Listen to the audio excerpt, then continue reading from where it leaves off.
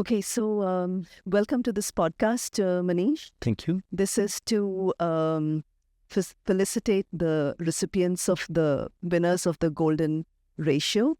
And as you're aware, that the Golden Ratio is a mathematical principle that is the epitome of perfection. And these awards, they go on to celebrate the designers who have contributed enormously to the field of design, and you being one of the recipients. So it's my privilege. I'm your host, Dr. Pramil Pandey. So it's my privilege to speak to you about your insights, your journey on design, and what you see as the future of design for Indian design students and India as a whole globally, right? I'd like to start by asking you first, what were the key points or the key moments in your life that enabled you to choose design as a career profession? Yeah. So there are two. One, there's a backstory, and another is the journey as a career.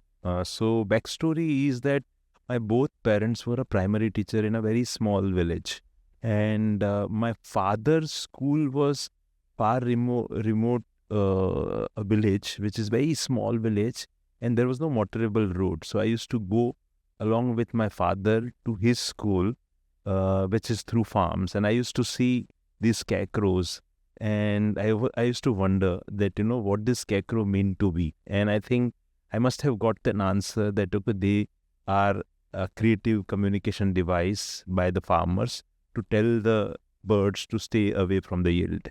And I think that must have, that entire curiosity and that anecdote must have stuck in my mind. Me being a small villager, but, because thanks to being a teacher's son, I was reading most of the library available in my father's or mother's school and all.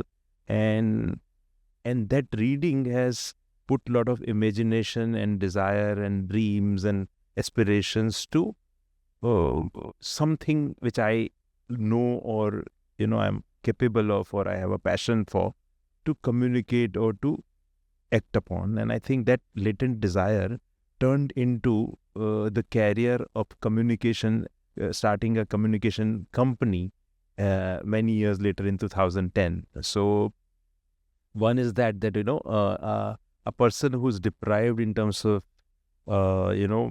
expressing his thoughts, his own take to the world, got an opportunity to start, and also especially triggered by those scarecrows, which are actually a communication devices. Later on, this little kind of a fiction-like thing. Another truth is that, okay, being my, the era, time, there are very little and less number of career options that point of time. So engineer, doctor, see, simple things. So I also started as my journey as an engineer. I studied engineering, thought that I am a right brainer and not a left brainer. I must have started thinking that why can't the bricks be spherical? And I think I must have been removed or sacked from being an engineer, because I was thinking slightly too out of the routine. And I think that must have been triggered in my career. And I think I switched from being an engineer as a civil engineer and a site engineer. I enrolled myself all over again in MS University, Faculty of Fine Arts, Baroda. I did my 4-year graduation there, and then I been in various prestigious agencies. Naming few is Ogilvy, McCann Erickson, Contract, Publici, and all. And in first 15 years, where I formed a fair amount of opinion, not about just the way the creative work should be done, but even what should be the wall of the colors, or how should be the whole company functions. And that's where I after 15 years or a 1.5 decade of my career, I started a communication company, which is Scarecrow. This is the two backstories which I wanted to, tell you. Excellent, excellent. And I love that nostalgia element in your company branding, the scarecrow that will never allow you to forget your roots and the fields that you had been crossing through your childhood, right? Correct. So what a wonderful memory to live with. Thank you. So at any point, did you regret not continuing your profession as a civil engineer? And was there any point in life that happened? It helps me. I think things keep on coming back. I think textbooks, people say it's very it's a boring baggage and all. For me, I think the words in textbooks, the phrases, people actually find sanskar and all uncool. But I think those things do help you when you are in trouble, because those characters in textbooks or the phrases which we read in a poem or something, or some lesson or some quote by something. I think all these things help you make taking decisions in life also, and restore yourself many often. So I think I pretty much don't regret anything which I've learned. However, if I simplify my plot of life, that I think because I brought up in a slightly more greener place in village, I thought, in a way, I can say, metaphorically, I can say, or poetically, I can say, I was camouflaged. Right. And I was in a quest of my standing out from that camouflage. And the moment I got to know that, okay, whatever I am born with or capable of, or I have a passion of, largely I can kind of apply and use it. So that moment I felt that, okay, I must camouflage back and go back to nature. So I bought a land in the Jambugoda Wildlife Sanctuary, which is the middle of the forest. And I want to go camouflage back. I want to migrate there in a couple of years and go back where I started. Wonderful. I mean, so that's a simple circle, huh? Yes, it's like a design. So my life design is that as I simplify and tell my definition of design, is that design is either a disruption or a rearrangement of elements, which is in the backdrop of context to stand out or blend in. Right. So that's what I understood out of design. Probably the context that time was to stand out. Now, context right now is to blend in. That's a very interesting analogy that you give, in terms of having achieved your ambition, perhaps, now you want to go back to your sanskars, and it's interesting that you should touch upon that, because it's true that we do see the younger generation slightly removed from tradition. And so that brings me to the question that when you are thinking of returning back to your roots, how do you see technology playing a role in that? I mean, considering now we can't deny that technology has intervened all aspects of our lives. So do you think this is possible because of technology, or was it something that you were anyways contemplating? See, technology is an enabler, whether it's in this scale or a scale when the wheel been invented. I think it is always an enabler. I think it is about the applied knowledge which we all have, but probably the scale which basically we were in a food chain. We moved out and we created this economic chain of supply and demand, and we now thrive on that, and we made a man-made world which is really, really thriving. What we forgot is the harmony. Harmony with each other is what we built. Like we were in isolation and silos to do our hunting and eating, and we were living on instinct, but in a very individual manner. From there, we built relationship. From transaction and barters, we built an entire relationship with a human. We build communities, we build society, we build religion, we build so many things. Now, I think we now become again trying to be the technology. The byproduct of technology is it is making us nuclear, and that nuclearity is what probably is a bothering part. I think what we build, we can't like burn those bridges which we build, right? So I think technology in general is great.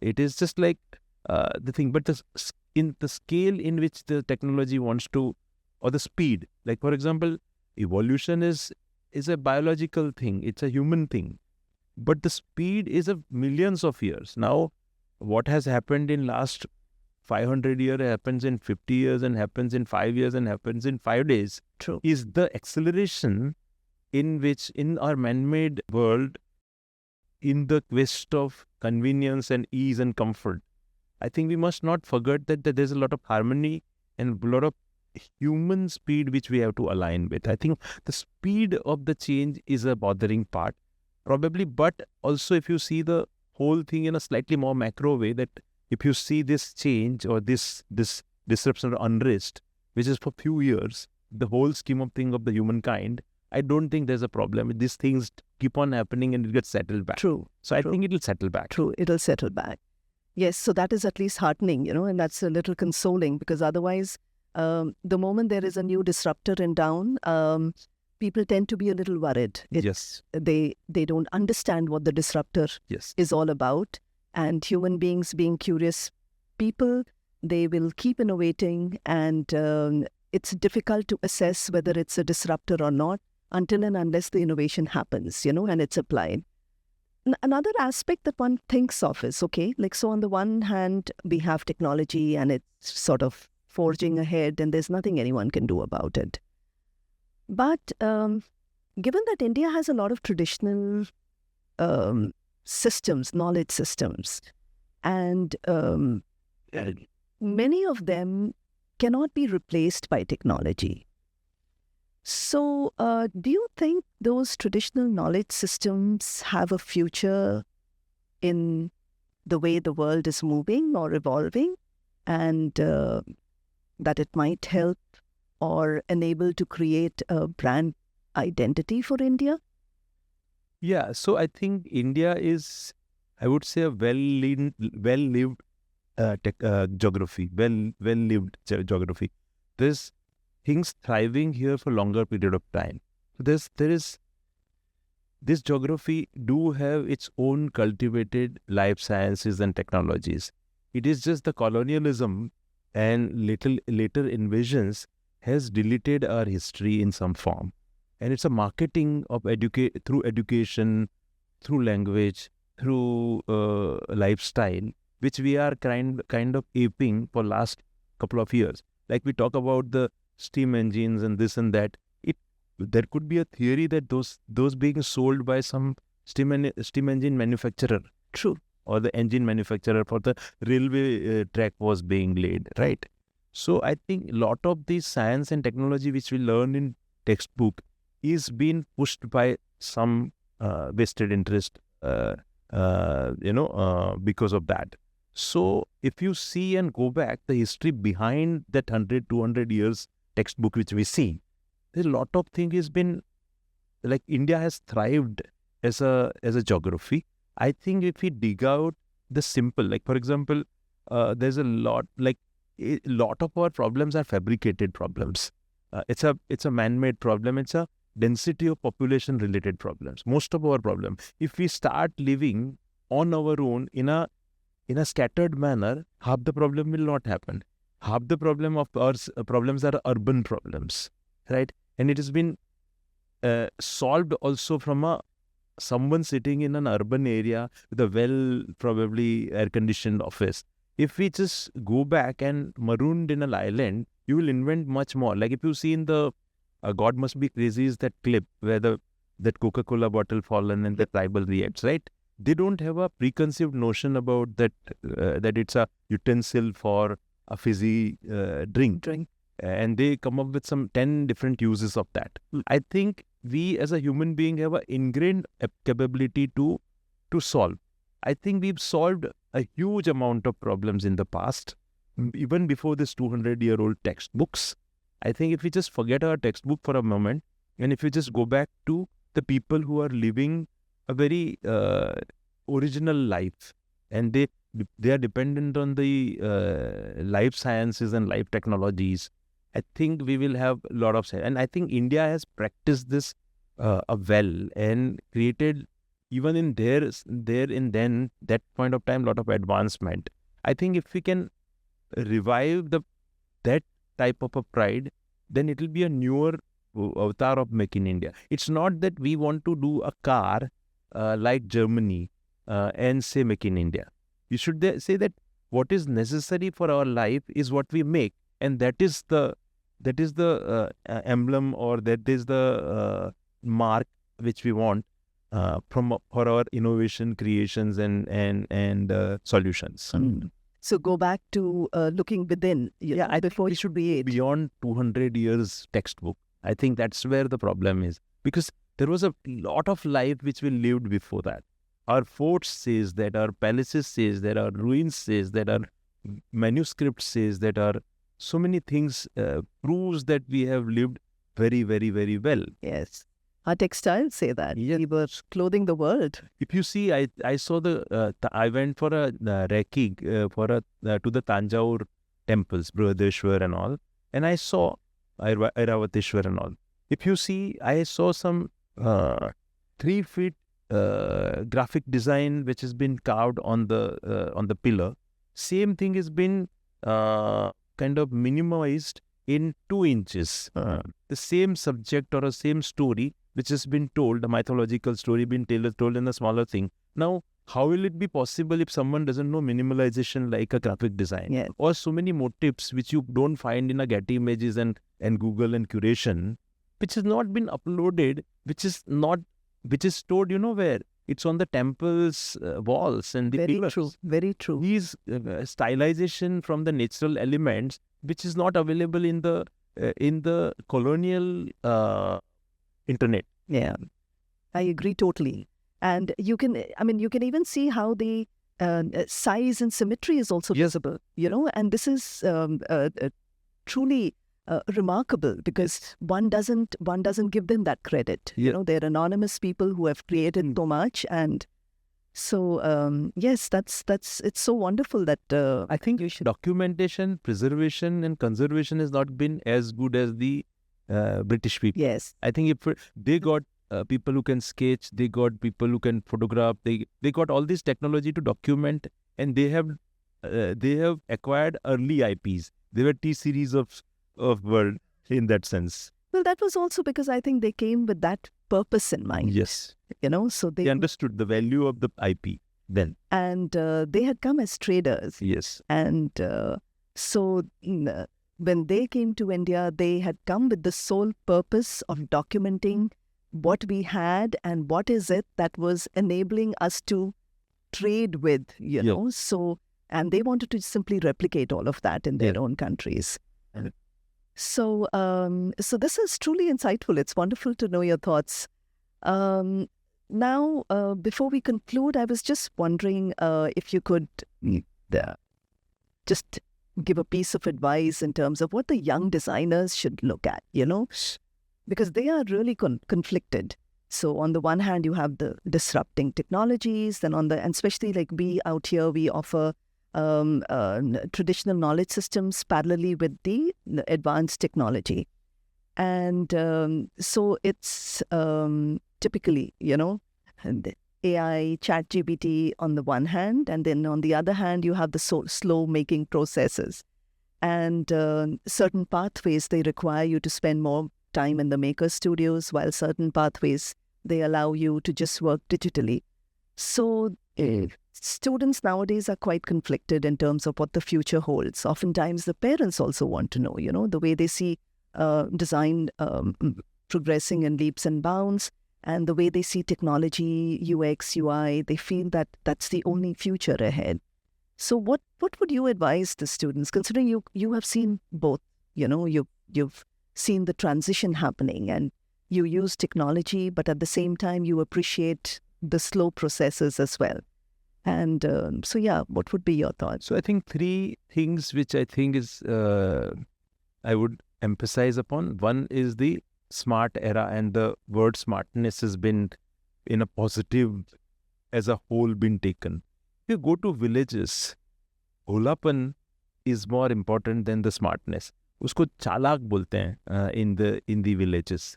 So there is a whole world which is actually disregard and disapprove the word smartness. So that entire rat race behind making the whole world smart is something which is not a positive in an absolute sense. If you see, there's a whole world who wants the naivety, the innocence, the bholapan, which we in Hindi, which we call, which is a virtue there. I think it's a contextual virtues, right? So I think if we're making everyone, the gadgets, the machines, everything smart, and creating everything which is seen from a one angle of a benefit called smartness, I think that's where I think it's not a macro enough perspective. I think they should see there is a world out there who's also looking for a naivety, innocence, and non-smart world. That is one thing, because much more bhola world. I think we need to do things like that. In India, a lot of things has been targeted to youth. Because India is a relatively younger country, from government to everyone to corporates want to sell everything to youth, because India is a younger, I think more than 65% of the people is under the age of 35, is been told for last couple of years, and I think everybody is targeting. So I think there are things, there are algorithms, there are everything, there are product which has only been largely, the most of the product being generated, innovated, created, services, everything has been targeted to only youth. And I think that is ignoring the so much human population. I think that is another thing which I would definitely talk about. The third is the materialism. Who remembers how much Newton was paid for his theory, or Sistine Chapel was, how much Michelangelo was paid for paint the ceiling. Literally, it's the body of work. I think this placement, materialism is too much in the youngsters' mind. I think half the internship we are rejecting by telling that we don't pay for the internship, and that's the reason lot of interns declining, because they don't get paid. I think it's a learning time. They don't have to think so material to this thing. I would give you a very simple anecdote that there are three currencies which I identify. One is time, second is emotion. These are God-made currencies, and the third one which we made, which is our money. We all preloaded with a certain number of years, which is like someone is 75, someone 89. It's a balance of that time kind of which has been paid. Now, when you go to, let's say, gaming zone in a mall, you take your money and you have an interim currency in a plastic coins. You play, you encash it back, and then take your money back. So the plastic coins are meant to be a interim currency, but we don't fall in love with the interim currency. We all have a original currency of time, but we fall in love with this interim currency of money. Actually, if we spend our time well, because when we have time, we go to an employer or self-employed, we spend some time and earn money, and then go to Manalis and Goa and Switzerland and spending in the form of time only. If you spend the time well, you don't need to get carried away by this interim currency called money. So like everybody has 75 years in their preloaded balance. If they do right and spend that 75 years right, they can enhance their value of their money 750 years. Or they can not be noticed even for 7.5 years in the whole life. It's up to them. So I think what they need to learn is to spend their original currency of time well, and of course the another currency called emotions. So currently people are not ready to do an emotional investment in anything, but that's the only thing which can make you do a perfect or a great work. Because if you spend your time well, emotion well, then money is a byproduct. You don't have to really get into or go behind that. I think these 2-3 things I would say that, don't be too material. Don't be only make everything, and quest for the smart.